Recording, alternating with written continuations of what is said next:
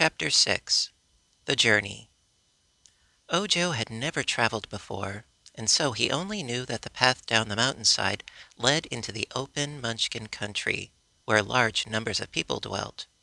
Scraps was quite new and not supposed to know anything of the Land of Oz, while the Glass Cat admitted she had never wandered very far away from the magician's house.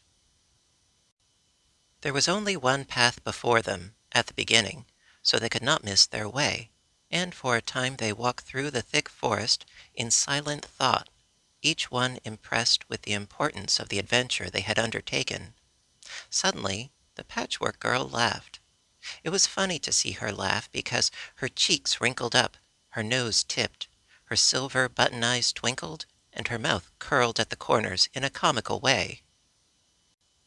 "Has something pleased you?" asked Ojo, who was feeling solemn and joyless through thinking upon his uncle's sad fate.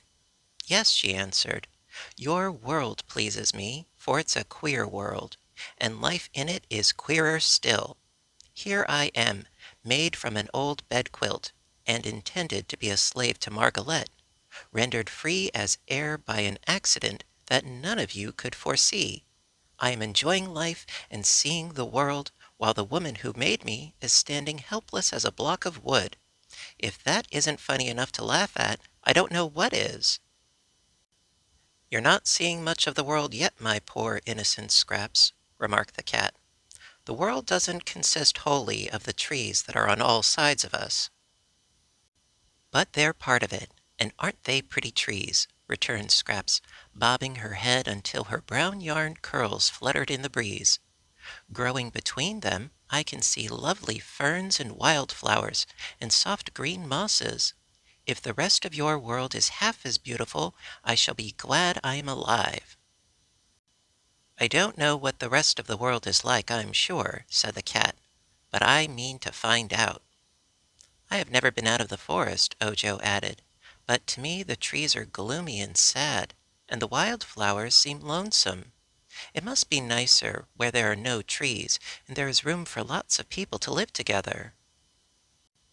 "I wonder if any of the people we shall meet will be as splendid as I am," said the Patchwork Girl. "All I have seen so far have pale, colorless skins, and clothes as blue as the country they live in, while I am of many gorgeous colors, face and body and clothes. That is why I am bright and contented, Ojo, while you are blue and sad." "I think I made a mistake in giving you so many sorts of brains," observed the boy. "Perhaps, as the magician said, you have an overdose, and they may not agree with you." "What had you to do with my brains?" asked Scraps. "A lot," said Ojo. "Old Margaret meant to give you only a few, just enough to keep you going. But when she wasn't looking, I added a good many more, of the best kinds I could find in the magician's cupboard." "Thanks," said the girl, dancing along the path ahead of Ojo, and then dancing back to his side. "If a few brains are good, many brains must be better." "But they ought to be evenly balanced," said the boy. "And I had no time to be careful. From the way you're acting, I guess the dose was badly mixed." "Scraps hasn't enough brains to hurt her, so don't worry," remarked the cat, which was trotting along in a very dainty and graceful manner. "The only brains worth considering are mine, which are pink. You can see 'em work." After walking a long time, they came to a little brook that trickled across the path, and here Ojo sat down to rest and eat something from his basket. He found that the magician had given him part of a loaf of bread and a slice of cheese. He broke off some of the bread and was surprised to find the loaf just as large as it was before. It was the same way with the cheese. However much he broke off from the slice, it remained exactly the same size. "Ah," said he, nodding wisely, "that's magic. Dr. Pipt has enchanted the bread and the cheese, so it will last me all through my journey, however much I eat." "Why do you put those things into your mouth?" asked Scraps, gazing at him in astonishment. "Do you need more stuffing? Then why don't you use cotton, such as I am stuffed with?" "I don't need that kind," said Ojo. But a mouth is to talk with, isn't it? It is also to eat with, replied the boy. If I didn't put food into my mouth and eat it, I would get hungry and starve. Oh, I didn't know that, she said. Give me some. Ojo handed her a bit of the bread, and she put it in her mouth. What next? She asked, scarcely able to speak. Chew it and swallow it, said the boy. Scraps tried that. Her pearl teeth were unable to chew the bread, and beyond her mouth there was no opening. Being unable to swallow, she threw away the bread and laughed. I must get hungry and starve, for I can't eat, she said. Neither can I, announced the cat, but I'm not fool enough to try. Can't you understand that you and I are superior people, and not made like these poor humans? Why should I understand that or anything else? Asked the girl. Don't bother my head by asking conundrums, I beg of you. Just let me discover myself in my own way. With this, she began amusing herself by leaping across the brook and back again. Be careful, or you'll fall into the water, warned Ojo. Never mind. You'd better. If you get wet, you'll be soggy and can't walk. Your colors might run too, he said. Don't my colors run whenever I run? She asked. Not in the way I mean. If they get wet, the reds and greens and yellows and purples of your patches might run into each other and become just a blur. No color at all, you know. Then, said the Patchwork Girl, I'll be careful, for if I spoiled my splendid colors I would cease to be beautiful. Pah! Sneered the Glass Cat. Such colors are not beautiful, they're ugly, and in bad taste. Please notice that my body has no color at all. I'm transparent, except for my exquisite red heart and my lovely pink brains. You can see 'em work. Shoo! Shoo! Shoo! Cried Scraps, dancing around and laughing. And your horrid green eyes, Miss Bungle. You can't see your eyes, but we can. And I notice you're very proud of what little color you have. Shoo, Miss Bungle! Shoo! Shoo, shoo, shoo! If you were all colors and many colors as I am, you'd be too stuck up for anything. She leaped over the cat and back again, and the startled Bungle crept close to a tree to escape her. This made Scraps laugh more heartily than ever, and she said, Whoop-te-doodle-doo, the cat has lost her shoe. Her tootsie's bare, but she don't care, so what's the odds to you? Dear me, Ojo, said the cat, don't you think the creature is a little bit crazy? It may be, he answered, with a puzzled look. If she continues her insults, I'll scratch off her suspender button eyes, declared the cat. Don't quarrel, please, pleaded the boy, rising to resume the journey. Let us be good comrades, and as happy and cheerful as possible, for we are likely to meet with plenty of trouble on our way. It was nearly sundown when they came to the edge of the forest, and saw spread out before them a delightful landscape. There were broad blue fields stretching for miles over the valley, which was dotted everywhere with pretty blue domed houses, none of which, however, was very near to the place where they stood. Just at the point where the path left the forest stood a tiny house covered with leaves from the trees, and before this stood a Munchkin man with an axe in his hand. He seemed very much surprised when Ojo and Scraps and the Glass Cat came out of the woods, but as the Patchwork Girl approached nearer, he sat down upon a bench and laughed so hard that he could not speak for a long time. This man was a woodchopper, and lived all alone in the little house. He had bushy blue whiskers and merry blue eyes, and his blue clothes were quite old and worn. Mercy me! exclaimed the woodchopper, when at last he could stop laughing. Who would think such a funny harlequin lived in the land of Oz? Where did you come from, Crazy Quilt? Do you mean me? asked the Patchwork Girl. Of course, he replied. You misjudge my ancestry. I'm not a Crazy Quilt. I'm Patchwork, she said. There's no difference, he replied, beginning to laugh again. When my old grandmother sews such things together, she calls it a crazy quilt. but I never thought such a jumble could come to life. It was the magic powder that did it, explained Ojo. Oh, then you have come from the crooked magician on the mountain. I might have known it well, I declare, here's a glass cat. But the magician will get into trouble for this. It's against the law for anyone to work magic except Glinda the Good and the Royal Wizard of Oz.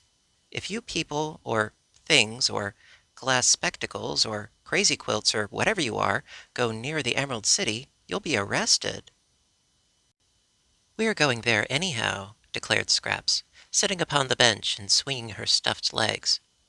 If any of us takes a rest, we'll be arrested sure, and get no restitution, 'cause the rest we must endure. I see, said the woodchopper, nodding. You're as crazy as the crazy quilt you're made of. She really is crazy, remarked the glass cat, but that isn't to be wondered at when you remember how many different things she's made of. For my part, I've made of pure glass, except my jewel heart and my pretty pink brains. Did you notice my brains, stranger? You can see 'em work. So I can, replied the woodchopper, but I can't see that they accomplish much. A glass cat is a useless sort of thing, but a patchwork girl is really useful. She makes me laugh, and laughter is the best thing in life. There was once a woodchopper, a friend of mine, who was made of all tin, and I used to laugh every time I saw him. A tin woodchopper? Said Ojo. That is strange. My friend wasn't always tin, said the man, but he was careless with his axe, and used to chop himself very badly. Whenever he lost an arm or a leg, he had it replaced with tin, so after a while he was all tin. And could he chop wood then? Asked the boy.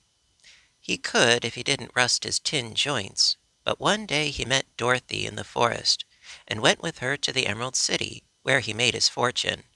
He is now one of the favorites of Princess Ozma, and she has made him the Emperor of the Winkies, in the country where all is yellow. Who is Dorothy? Inquired the Patchwork Girl. A little maid who used to live in Kansas, but is now a Princess of Oz. She's Ozma's best friend, they say, and lives with her in the royal palace. Is Dorothy made of tin? Inquired Ojo. Is she patchwork like me? Inquired Scraps. No, said the man. Dorothy is flesh, just as I am. I know of only one tin person, and that is Nick Chopper, the Tin Woodman. And there will never be but one Patchwork Girl, for any magician that sees you will refuse to make another one like you. I suppose we shall see the Tin Woodman, for we are going to the country of the Winkies, said the boy. What for? Asked the woodchopper. To get the left wing of a yellow butterfly. It is a long journey, declared the man, and you will go through lonely parts of Oz and cross rivers and traverse dark forests before you get there. Suits me all right, said Scraps. I'll get a chance to see the country. You're crazy, girl. Better crawl into a rag bag and hide there, or give yourself to some little girl to play with. Those who travel are likely to meet trouble. That's why I stay at home. The woodchopper then invited them all to stay the night in his little hut, but they were anxious to get on, and so left him, and continued along the path, which was broader now and more distinct.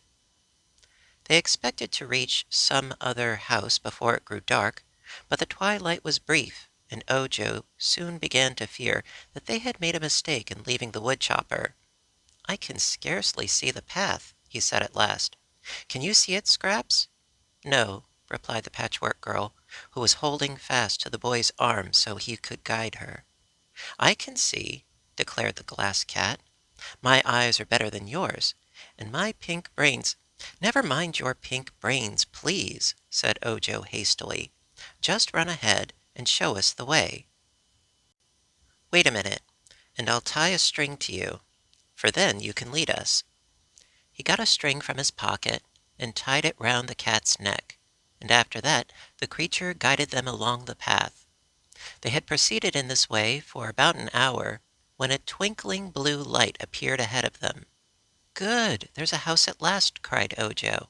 When we reach it, the good people will surely welcome us, and give us a night's lodging." But however far they walked, the light seemed to get no nearer.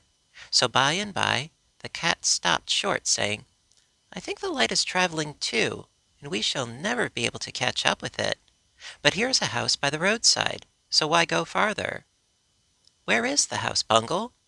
"Just here beside us, Scraps." Ojo was now able to see a small house near the pathway. It was dark and silent, but the boy was tired and wanted to rest, so he went up to the door and knocked. "Who is there?" cried a voice from within.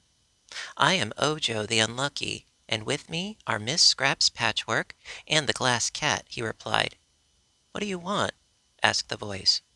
"A place to sleep," said Ojo. "Come in then, but don't make any noise, and you must go directly to bed," returned the voice. Ojo unlatched the door and entered. It was very dark inside, and he could see nothing at all. But the cat exclaimed, "Why, there's no one here!" "There must be," said the boy. "Someone spoke to me." "I can see everything in the room," replied the cat, "and no one is present but ourselves. But here are 3 beds, all made up, so we may as well go to sleep." "What is sleep?" inquired the Patchwork Girl. "It's what you do when you go to bed," said Ojo. "But why do you go to bed?" persisted the Patchwork Girl. "Here, here, you are making altogether too much noise," cried the voice they had heard before. "Keep quiet, strangers, and go to bed." The cat, which could see in the dark, looked sharply around for the owner of the voice, but could discover no one, although the voice had seemed close behind them. She arched her back a little and seemed afraid. Then she whispered to Ojo, "Come," and led him to a bed. With his hands the boy felt of the bed, and found it was big and soft, with feather pillows and plenty of blankets. So he took off his shoes and hat and crept into the bed. Then the cat led Scraps to another bed, and the Patchwork Girl was puzzled to know what to do with it. "Lie down and keep quiet," whispered the cat warningly. "Can't I sing?" asked Scraps. "No." "Can't I whistle?" asked Scraps. "No." "Can't I dance till morning if I want to?" asked Scraps. "You must keep quiet," said the cat in a soft voice. "I don't want to," replied the Patchwork Girl, speaking as loudly as usual. "What right have you to order me around? If I want to talk, or yell, or whistle—" Before she could say anything more, an unseen hand seized her firmly and threw her out of the door, which closed behind her with a sharp slam. She found herself bumping and rolling in the road, and when she got up and tried to open the door of the house again, she found it locked. "What has happened to Scraps?" asked Ojo. "Never mind, let's go to sleep, or something will happen to us," answered the Glass Cat. So Ojo snuggled down in his bed and fell asleep, and he was so tired that he never wakened until broad daylight.